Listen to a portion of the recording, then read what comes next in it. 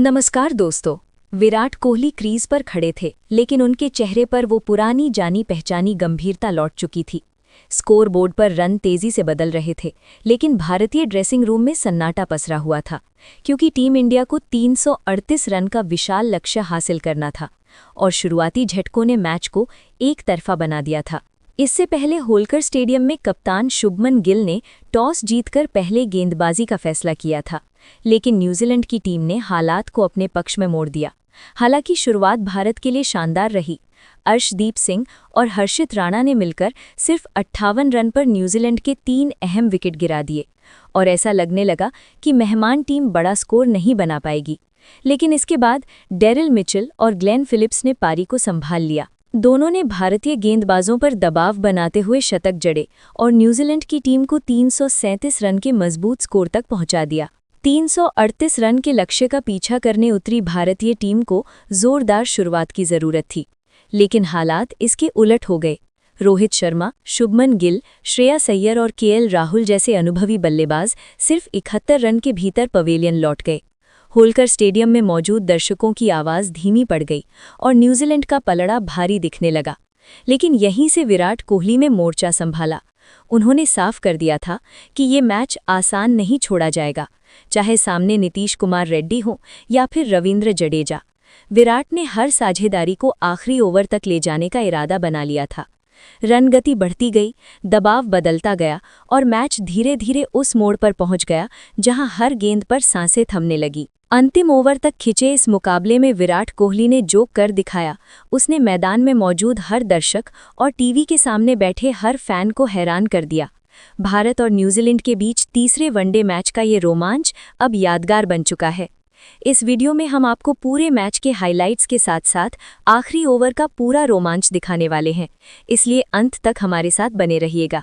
लेकिन उससे पहले अगर आप भी विराट कोहली को एक बेहतरीन बल्लेबाज मानते हैं तो वीडियो को लाइक कीजिए और कमेंट में बताइए आपके हिसाब से रोहित शर्मा और विराट कोहली में से कौन महान बल्लेबाज है। अब चलिए शुरू करते हैं तीसरे वनडे मुकाबले की पूरी कहानी। नमस्कार दोस्तों। इंदौर के होलकर स्टेडियम में खेला गया न्यूजीलैंड बनाम भारत का तीसरा वनडे मुकाबला क्रिकेट इतिहास की उन चुनिंदा पारियों में दर्ज हो गया जहां मैच ने हर ओवर के साथ करवट बदली और अंत तक दर्शकों को सांस रोकने पर मजबूर कर दिया। ये मुकाबला सिर्फ रन और विकेट की कहानी नहीं था, बल्कि धैर्य, वापसी और दबाव में प्रदर्शन की एक जबरदस्त मिसाल बनकर सामने आया। मैच की शुरुआत भारत के पक्ष में हुई जब भारतीय कप्तान ने टॉस जीतकर पहले गेंदबाजी का साहसिक फैसला लिया।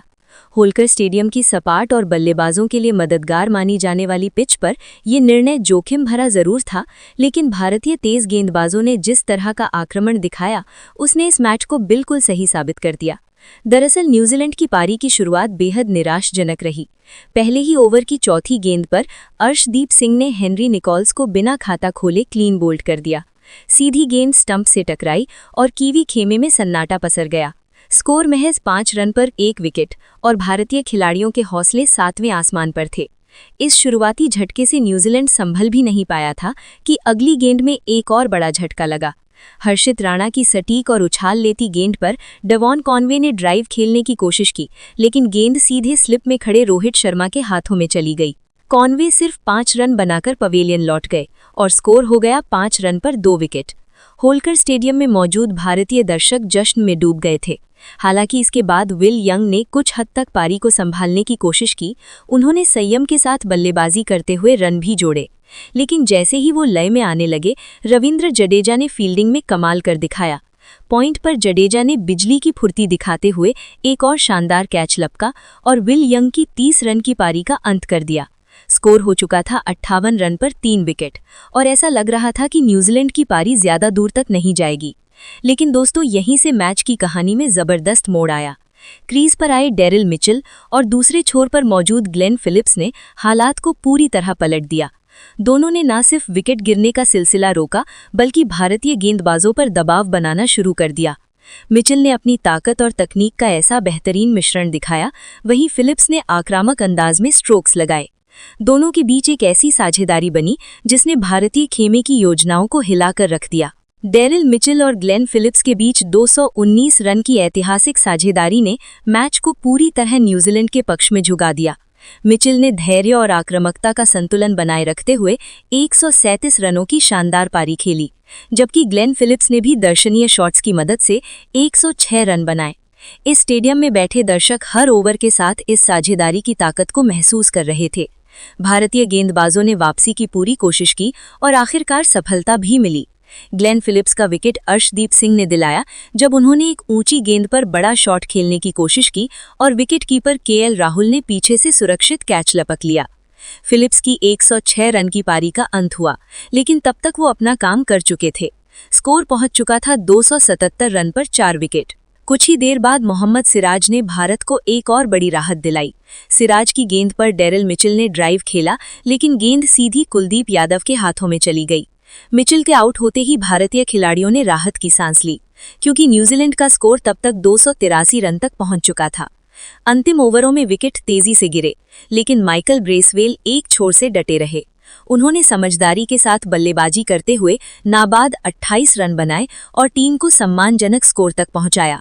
निर्धारित 50 ओवरों में न्यूजीलैंड की टीम 8 विकेट के नुकसान पर 337 रन बनाने में कामयाब रही। भारतीय गेंदबाजी की बात की जाए तो अर्शदीप सिंह ने दबाव के क्षणों में शानदार प्रदर्शन करते हुए 3 विकेट हासिल किए, तो वहीं हर्षित राणा ने भी 3 अहम सफलताएं अपने नाम की। मोहम्मद सिराज को 1 विकेट मिला, लेकिन उनकी कसी हुई गेंदबाजी ने अंतिम ओवर में रन गति को काबू में रखा। अब दोस्तों रोहित शर्मा और शुभमन गिल बल्लेबाजी के लिए उतरे। जहां रोहित शर्मा और शुभमन गिल ने शुरुआत अच्छी कर दी थी, लेकिन दोस्तों रोहित शर्मा का एक बार फिर से अच्छी शुरुआत के बाद विकेट गिरा दिया जाकरी फ्लॉक्स ने। और दोस्तों यहां पर 11 रन बनाकर जैसे ही रोहित शर्मा आउट हुए, फिर विराट कोहली और शुभमन गिल ने पारी को संभाला, लेकिन गिल भी यहां पर अच्छी शुरुआत के बावजूद 23 रन बनाकर आउट हो गए। और यही कारण था कि भारत की टीम इस मुकाबले में बैकफुट पर जा चुकी थी। 45 रन के स्कोर पर 2 बड़े झटके भारत को जैसे ही लगे, फिर मैदान पर उतरे श्रेयस अय्यर। जहां विराट कोहली और श्रेयस अय्यर के ऊपर जिम्मेदारी थी, लेकिन दोस्तों अय्यर भी 3 रन बनाकर आउट हुए और अय्यर का विकेट गिर जाने के बाद केएल राहुल का भी विकेट 1 रन पर गिरा, जिस वजह से भारत की टीम लगातार अपने विकेट खोती रही और एक छोर से बस विराट कोहली नाम का तूफान मैदान पर टिका रहा। बाकी कोई भी भारत के बल्लेबाजी में आगे साथ दे नहीं पाया, जिस वजह से भारत की टीम इस मुकाबले में बैकफुट पर चली गई और इस मुकाबले में न्यूजीलैंड की टीम ने पकड़ बना ली। जहां दोस्तों न्यूजीलैंड के लिए काइल जेमिसन, जाकरी, क्रिस क्लार्क और जेडन लेनिक्स ने शानदार गेंदबाजी का प्रदर्शन करके दिखाया। बाकी दोस्तों आगे का मुकाबला